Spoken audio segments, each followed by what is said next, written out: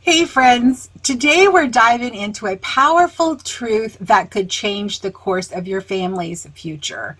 We're talking about generational curses, what they are, what they aren't, and how to break them. And spoiler alert, God isn't the one passing them down. We do that to ourselves. But there's good news. You can stop the cycle. You can be the first in your family to walk in freedom. And it all starts with one key word: obedience. Now let's clear something up. You've probably heard people say the sins of the father are passed to the sons. And that's actually in the Bible. Exodus chapter 20 verse 5 talks about visiting the iniquity of the fathers onto their children. But here's what people often miss. That verse is describing what happens when generations keep walking in rebellion.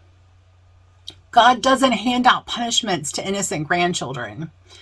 Ezekiel 18:20 makes it clear each person is responsible for their own sin. But here's where it gets real. Even if you didn't ask for your father's alcoholism or your mother's food habits or your family's unhealthy relationship patterns, you may still be living with the consequences. That's not divine punishment. That's just how sin works. It spreads when no one stops it. And that's why your choices today matter.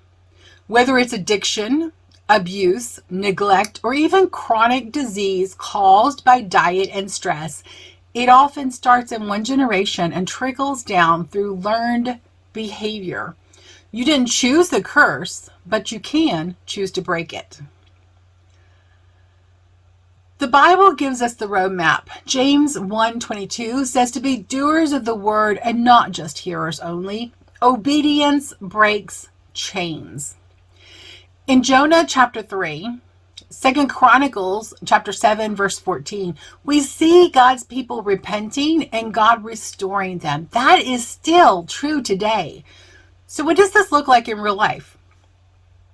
It might mean choosing forgiveness instead of bitterness. It might mean cooking nourishing food when you were never taught how. It might mean praying with your kids even though your parents never prayed with you. It's hard, but it's holy work. I wrote an in-depth article that unpacks all of this, what the Bible really says, how generation cycles form, and how you can start turning things around. It's called Breaking Generational Curses, a call to obedience. And trust me, it's worth the read. You'll find examples, real examples, simple steps, and lots of scriptures to guide you. Just click the link in the description to read the full article. You don't have to carry what your family passed down. You can leave a legacy of healing, peace, and obedience.